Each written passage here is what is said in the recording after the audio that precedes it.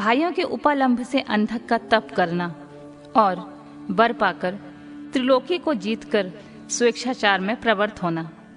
उसके मंत्रियों द्वारा शिव परिवार का वर्णन, पार्वती के सौंदर्य पर मोहित होकर अंधक का वहां जाना और नंदीश्वर के साथ युद्ध, अंधक के प्रभाव से नंदीश्वर की मूर्छा, पार्वती के आवाहन से देवियों का प्रकट होकर युद्ध करना, शिव का आगमन और युद्ध, शिव द्वारा शुक्राचार्य का निगला जाना, शिव की प्रेरणा से विष्णु का काली रूप धारण करके दानवों के रक्त का पान करना, शिव का अंधक को अपने त्रिशूल में पिरोना और युद्ध की समाप्ति।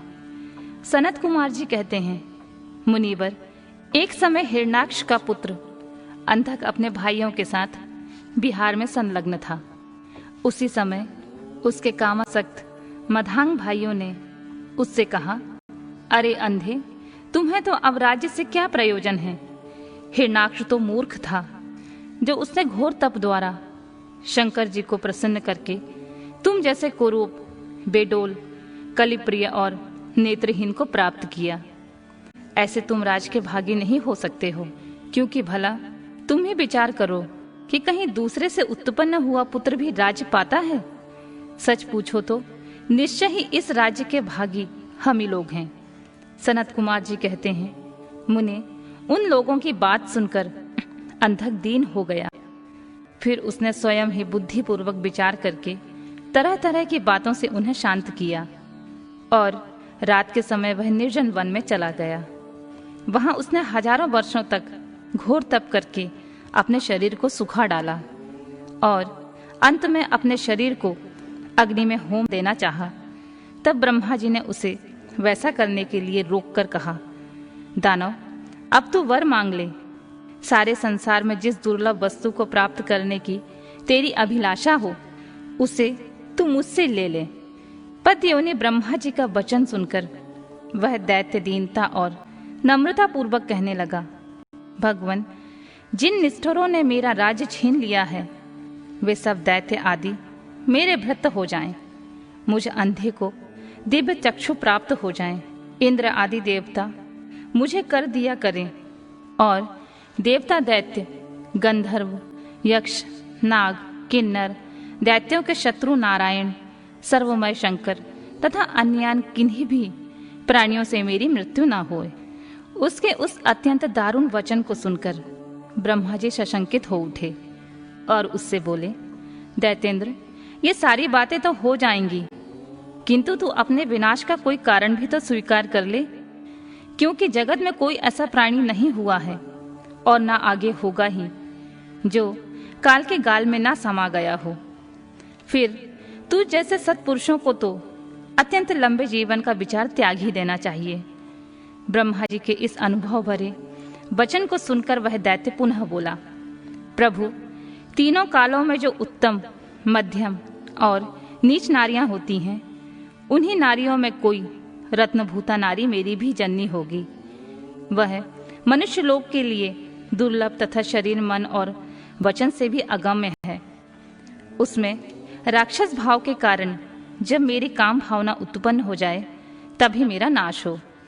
उसकी बातें सुनकर स्वयंभू भगवान ब्रह्मा को महान आश्चर्य हुआ। वे शंकर जी के चरण कमलों का स्मरण करने लगे। तब शंभु की आज्ञा पाकर वे उस अंधक से बोले, दैत्यवर, तू जो कुछ चाहता है, तेरे वे सभी सकाम वचन पूर्ण होंगे।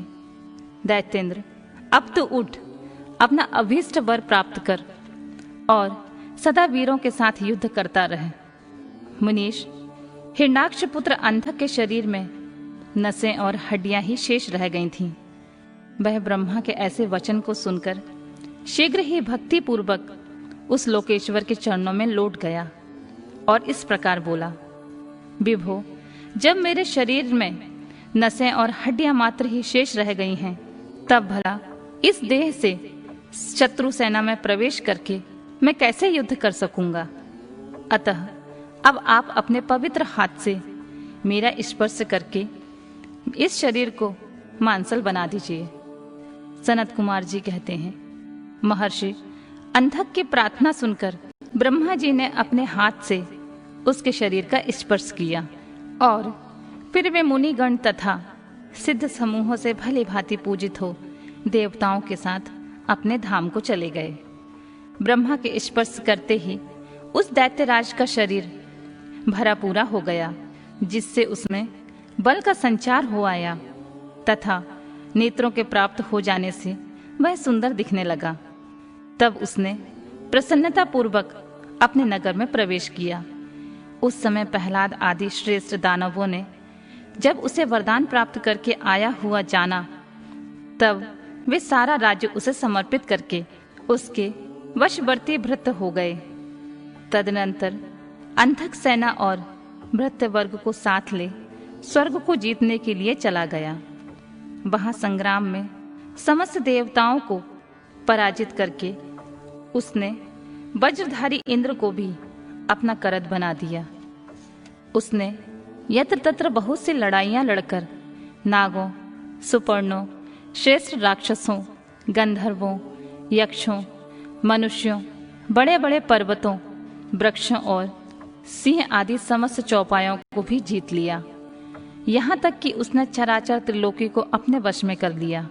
तदनंतर वह रसातल में, भूतल पर तथा स्वर्ग में जितनी सुंदर रूप वाली नारियां थीं, उनमें से हजारों को जो अत्यंत दर्शनीय तथा अपने अनुकूल थीं, उन्हें साथ लेकर विभिन्न पर्वतों पर तथा नदियों के रमणीय तटों पर विहार करने लगा। दैत्यराज अंधक सदा दुष्टों का ही संग करता था। उसकी बुद्धि मद से अंधी हो गई थी, जिससे उस मूढ़ को इसका कुछ भी ज्ञान नहीं रह गया था कि परलोक में आत्मा को सुख देने वाला भी कोई कर्म करना चाहिए। इस प्रकार वह महामनस्वी दैत्य उन्मत्त हो और अपने सारे प्रधान पुत्रों को कुतर्कवाद से पराजित करके दैत्यों सहित संपूर्ण वैदिक धर्मों का विनाश करता हुआ विचरण करने लगा।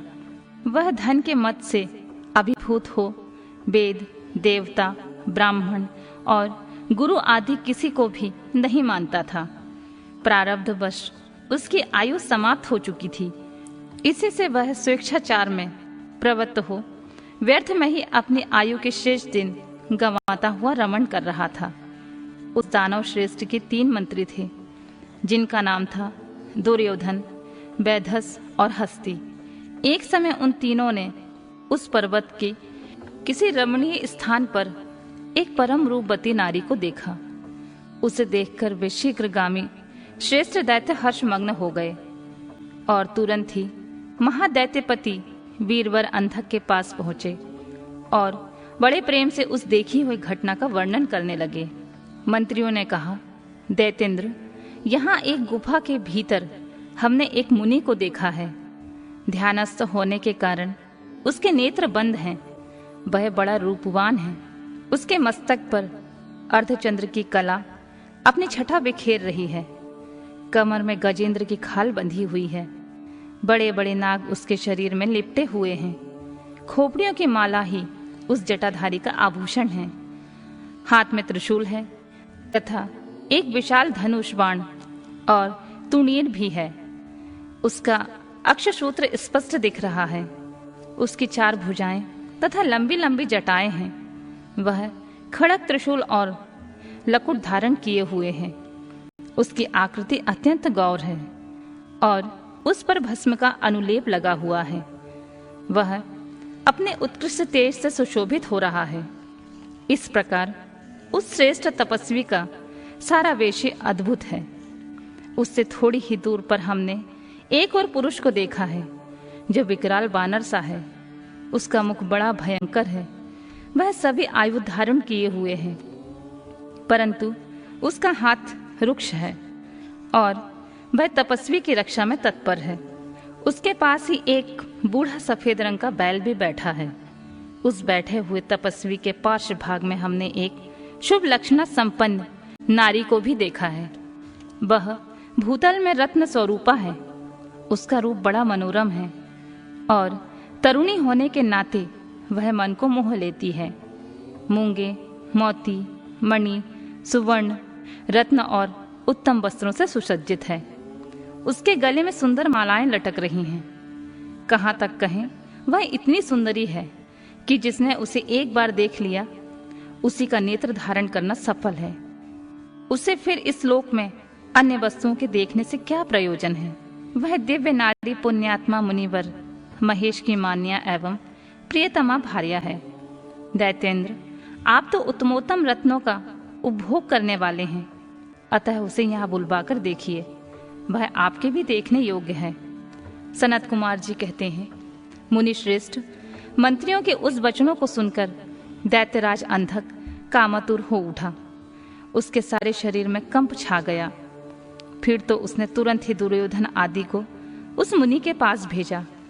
मंत्रियों ने वहां जाकर मुनीश्वर को प्रणाम करके उनसे अंधकासुर का संदेश कहा तथा बदले में शिव जी का उत्तर सुनकर वे लौटकर अंधक से बोले, राजन, आप तो संपूर्ण दैत्यों के स्वामी हैं, फिर भी उस महान पराक्रमी वीरवर तपस्वी मुनि ने अपनी बुद्धि से त्रिलोकी को तृण के समान समझकर हंसते हुए आपके लिए ऐसी बातें कही हैं।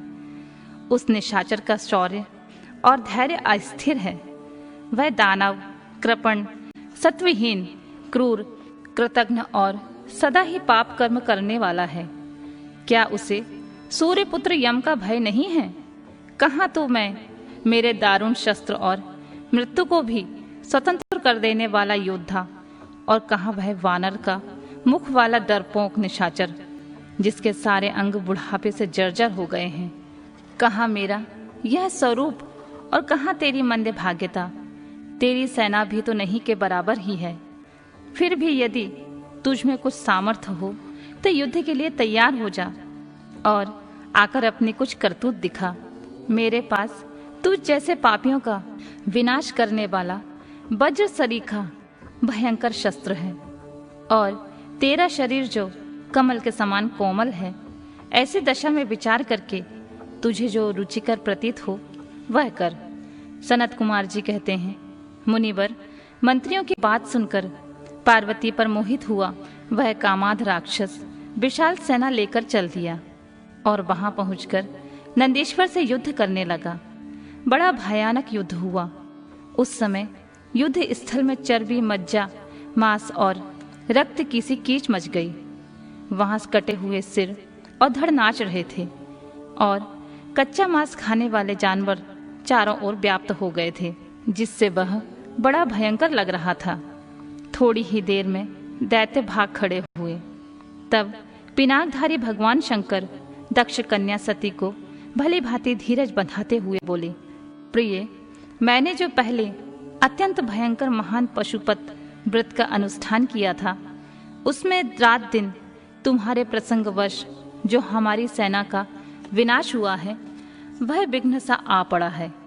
देवी, मरण धर्मा प्राणियों का जो अमरों पर आक्रमण हुआ है, यह मानव पुण्य का विनाश करने वाला कोई ग्रह प्रकट हो गया है। अतः अब मैं पुनः किसी निर्जन वन में जाकर उस परम अद्भुत दिव्य व्रत की दीक्षा लूंगा और उस कठिन व्रत का अनुष्ठान करूंगा। सुंदरी, तुम्हारा शोक और भय दूर हो जाना चाहिए। सनत कुमार जी कहते हैं, मुने, इतना कहकर उग्र प्रभावशाली महात्मा शंकर धीरे से अपना सिंगा बजाकर एक अत्यंत भयंकर पावन वन में चले गए। वहां वे 1000 वर्षों के लिए पाशुपत व्रत के अनुष्ठान में तत्पर हो गए। इस व्रत का निभाना देवों और असुरों की शक्ति के बाहर है। इधर शील गुण से संपन्न पतिव्रता देवी पार्वती मंदराचल पर ही रहकर शिव जी के आगमन की प्रतीक्षा करती रहती थी। यद्यपि पुत्र स्थानीय वीरगण उनकी सुरक्षा में तत्पर थे, तथापि उस गुहा के भीतर अकेली रहने के कारण वे सदा भयभीत रहती थीं, जिससे उन्हें बड़ा दुख होता था। इसी बीच वरदान के प्रभाव से उन्मत्त हुआ वह दैत्य अंधक, जिसका धैर्य कामदेव के बाणों से छिन्न भिन्न हो गया था, अपने मुख्य योद्धाओं को साथ ले पुनः उस गुफा पर चढ़ आया। वहां सैनिकों सहित उसने वीरगण के साथ अत्यंत अद्भुत युद्ध किया। उसी समय सभी वीरों ने अन्न, जल और नींद का परित्याग कर दिया था। उस प्रकार वह युद्ध लगातार 505 दिन तक दिन रात चलता रहा। अंत में दैत्यों के भुजाओं से छूटे हुए आयुध के प्रहार से नंदीश्वर का शरीर घायल हो गया, जिससे वे गुहा द्वार पर ही गिर पड़े और मूर्छित हो गए। वह गिरने से गुहा का सारा दरवाजा ढक गया, जिससे उसका खोला जाना असंभव था। फिर दैत्यों ने 2 ही घड़ी में सारे वीरगण को अपने अस्त्र समूहों से आच्छादित कर दिया। तब पार्वती ने भगवान विष्णु और ब्रह्मा जी का स्मरण किया। स्मरण करते ही ब्राह्मणी, नारायणी, ऐन्द्री, वैश्वानरी, यामा, नेश्रुति, वारुणी, वायवी, कावेरी, यक्षेश्वरी, गारुड़ी और देवियों के रूप में समस्त देवता, यक्ष, सिद्ध, गुहाक आदि शस्त्रों से सुसज्जित होकर अपने अपने वाहनों पर सवार होकर पार्वती के पास आ पहुंचे और राक्षसों के साथ भिड़ गए। कुछ समय बाद भगवान शिव भी वहां आ गए। फिर तो घोर युद्ध हुआ। तदनंतर शुक्राचार्य को संजीवनी विद्या के द्वारा दैत्यों को जीवित करता देखकर भूतनाथ शिव जी उनको निगल गए। इससे दैत्य ढीले पड़ गए। व्यास जी अंधक महान पराक्रमी वीर और त्रिपुर हंता शिव के समान बुद्धिमान था। सैकड़ों वरदान मिलने के कारण वह उन्माद के वशीभूत हो रहा था। यद्यपि बहुसंख्यक शस्त्रों की चोट से उसका शरीर जर्जर हो गया था, फिर भी शिव जी पर विजय पाने के लिए उसने दूसरी माया रची। जब प्रलयकालीन अग्नि के समान शरीर धारण करने वाले भूतनाथ त्रिपुरारी शंकर ने अपने त्रिशूल से उसे बुरी तरह छेद डाला, तब भूतल पर गिरे हुए उसके रक्त कणों से यूथ के यूथ अंधक प्रकट हो गए। उनसे सारी रणभूमि व्याप्त हो गई। वे विकृत मुख वाले भयंकर राक्षस अंधक के सादृश ही पराक्रमी थे। इस प्रकार जब पशुपति द्वारा मारे गए सैनिकों के घावों से निकले हुए अत्यंत गरम गरम रक्त बिंदुओं से दूसरे सैनिक उत्पन्न होने लगे, तब बहुत सी भुजा रूपी लताओं द्वारा आक्रांत होने के कारण कुपित हुए बुद्धिमान भगवान विष्णु ने प्रमथनाथ शिव को बुलाकर योग बल से एक ऐसा अजय स्त्री रूप धारण किया, जिसका मुख विकृत था और रूप उग्र, विकराल और कंकाल मात्र था। वह स्त्री रूप शंभु के कान से निकला था। जब उन देवी ने रणभूमि में उपस्थित हो अपने युगल चरणों से पृथ्वी को अलंकृत किया, तब सभी देवता उनकी स्तुति करने लगे। तत्पश्चात भगवान ने उनकी बुद्धि को प्रेरित किया और फिर तो वे क्षुधार्त होकर रण के मुहाने पर उन सैनिकों के तथा दैत्यराज के शरीर से निकले हुए अत्यंत गरम गरम रुधिर का पान करने लगी, जिससे राक्षसों का उत्पन्न होना बंद हो गया। तदनंतर एकमात्र अंधक ही बचा रहा।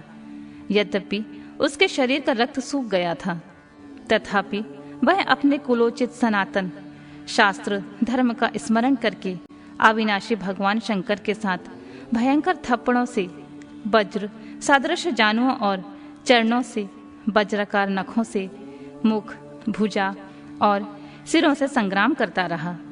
तब प्रमथनाथ शिव ने रणभूमि में उसका हृदय विदीर्ण करके उसे शांत कर दिया। फिर त्रिशूल भोंककर उसे स्नायुओं के समान ऊपर की ओर उठा लिया। उसका जर्जर शरीर नीचे की ओर लटक रहा था। सूर्य के किरणों ने उसे सुखा दिया था। पवन के झोंकों से युक्त मेघों ने मूसलाधार जल बरसाकर उसे गीला कर दिया था। हिमखंड के समान शीतल चंद्रमा की किरणों ने उसे विशीर्ण कर दिया था। फिर भी उस दैत्यराज ने अपने प्राणों का परित्याग नहीं किया। उसने विशेष रूप से शिव जी का स्तवन किया। तब करुणा के अगाध सागर शंभु प्रसन्न हो गए और उन्होंने उसे प्रेम पूर्वक गणाध्यक्ष पद प्रदान कर दिया।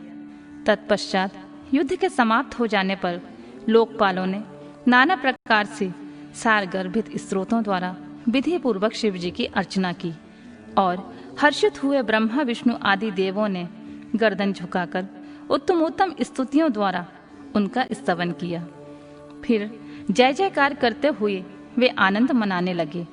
तदनंतर शिव जी उन सबको साथ लेकर आनंद पूर्वक गिरिराज के गुफा में लौट आए।